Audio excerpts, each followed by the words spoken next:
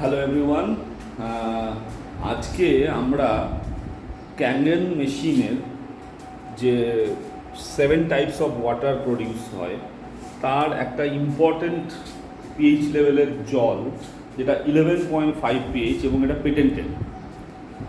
Energy কর্পোরেশনের patented এই technology, যেটা 11.5 পিএইচ জল প্রডিউস করে, অ্যানাদার কোয়ালিটি অফ ওয়াটার। তো আমি বেসিক্যালি এই ধরনের এত রকমের জল পাওয়া যায়। 8.5, 9.5 হচ্ছে অ্যালকালাইন ন্যাচারের এবং এটা খাবার এবং রান্না করার জন্য। তো আমি আজকে দেখাবো 11.5 পিএইচ, যেটা কিনা স্ট্রং ক্যাঙ্গেন ওয়াটার হিসেবে পরিচিত এবং এটা ইমালসিফিকেশন করে, ইমালসিফায়ার হিসাবে কাজ করে। এটা কি করে? Removes pesticides from fruits and vegetables, যেটা আমাদের এখনকার দিনের সব যে সবজি খাচ্ছি অল আর ইনঅর্গানিক, অর্গানিক ফুড কিছু হচ্ছে না, ফলে প্রচুর পেস্টিসাইড স্প্রে করা হচ্ছে। তো আমরা জানি যে আগেকার দিনে ডাস্ট ফর্মে হতো, তো এখন বৃষ্টি হলে কি হয়, সেটা ঝরে যায়। তো সেই জন্য অয়েলি গ্রিজি টাইপের আপনার পেস্টিসাইড ইউজ হয়। তো আমি এটা টেস্ট করছি 11.5-এর, তার মাধ্যমে আমি দেখাবো যে আমরা বাংলায় একটা প্রবাদ আছে যে তেলে জলে মেশে না, তাই না? তেলে আর জলে কখনো মেশে না।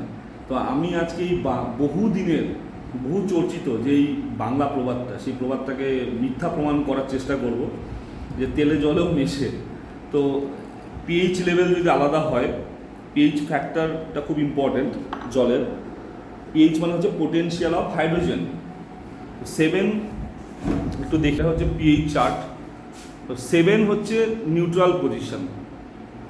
7-এর নিচে যদি পিএইচ লেভেল হয় তাহলে সেটা অ্যাসিডিক হয়, আর 7-এর উপরে যেটাই হবে সেটা হচ্ছে অ্যালকালাইন নেচার হবে। তো আমি এক্স্যাক্টলি 11 এবং 12 এর মাঝখানে 11.5, যে দ্যাট ইজ পেটেন্টেড, এবং এটা 11.5 করে। তো আমরা এই টেস্ট করার জন্য এখানে দুটো কাচের গ্লাস নিয়েছি এবং এটা হচ্ছে সেসেমি অয়েল, মানে তিলের তেল। এটাকে আমরা অ্যাজিউম করব একটা পেস্টিসাইড হিসাবে।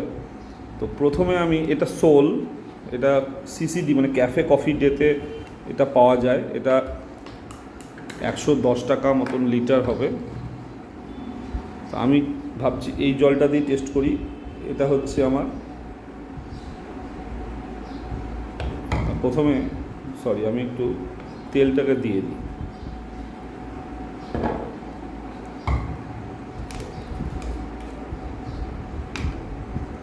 এখানে 1, 2, 3, 4, 5, 6, 7, 8, 9, 10, 1, 2, 3, 4, 5, 6, 7, 8, 9, 10 ড্রপ আমি এখানে তেল দিয়ে দিয়েছি। জলের যা নেচার, নর্মালি আমাদের প্রবাদ যেটা বলে সেটা হচ্ছে তেলে জলে মেশে না। তো দেখি, এটা আমি 110 টাকা লিটারের সিসিডির সোল নামে যে জলটা, যেটাকে ন্যাচারাল মিনারেল ওয়াটার ক্লেম করে এরা, এই জলের চরিত্রে কোনো দাগ নেই, তেলে জলে মেশে না, এটা প্রমাণ হলো। এবার আমি আমার ওই মেশিন থেকে 11.5 পিএইচ এটা তোলা আছে। ইমালসিফিকেশন করতে পারে কি না দেখা যাক। আমি এই জলটা এখানে যদি ঢালি,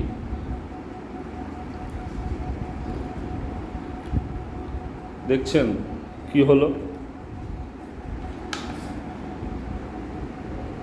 তেলটা কি হলো?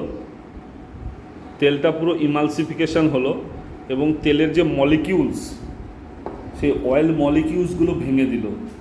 আপনি দেখুন the difference between this two water.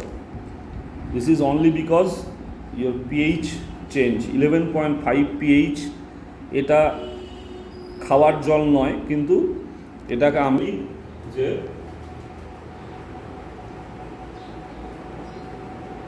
কিছুটা খেতে পারি।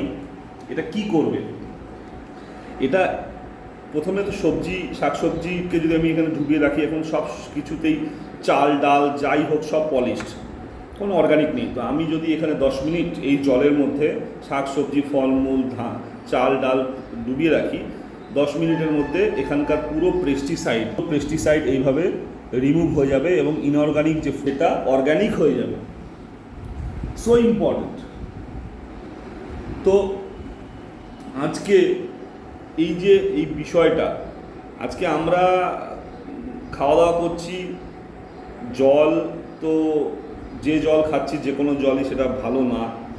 আমার বডি 72% ওয়াটার, এটা আমরা সবাই জানি, কিন্তু আমরা জল সম্বন্ধে কনসার্ন নই।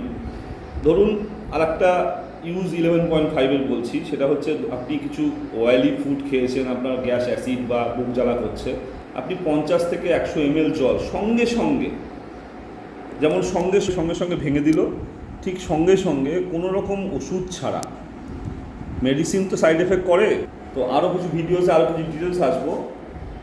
আপাতত 11.5 নিয়ে বলছি যে 11.5 যদি আপনি রেগুলার বেসিসে সকাল বা রাত্রে ঘুমানোর আগে 50 ml করে খান, তা আপনার শরীরের যে অয়েলি ব্যাপারগুলো আছে সেগুলো আস্তে আস্তে রিডিউস হবে, আপনার গাটস ক্লিয়ার হবে এবং সামনে যে কোনো আপনি চাইলেও আপনি পেস্টিসাইড ছাড়া খাবার পাবেন না।